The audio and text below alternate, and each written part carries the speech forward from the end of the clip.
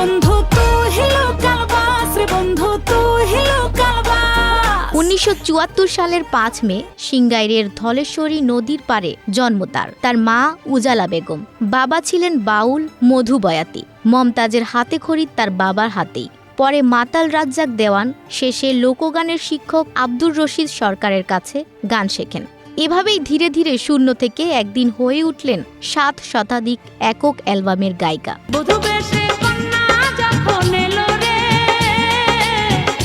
পরিচিতি পেলেন ফোক সম্রাজ্ঞী নামে, গান গাইলেন সিনেমায়, অভিনয় করলেন নিজের জীবনের গল্পে। 2005 সালে উত্তম আকাশ নামের সিনেমা পরিচালনা করেছেন মমতাজ।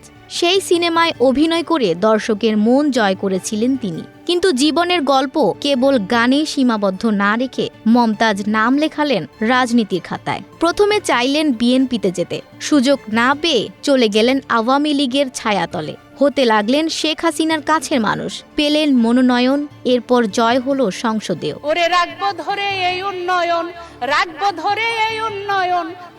2008 সালে নবম জাতীয় সংসদের সংরক্ষিত মহিলা আসনে মনোনীত হন বাংলাদেশ আওয়ামী লীগের সংসদ সদস্য হিসেবে। 2008 সালে নবম জাতীয় সংসদের সংরক্ষিত মহিলা আসনে মনোনীত হন বাংলাদেশ আওয়ামী লীগের সংসদ সদস্য হিসেবে।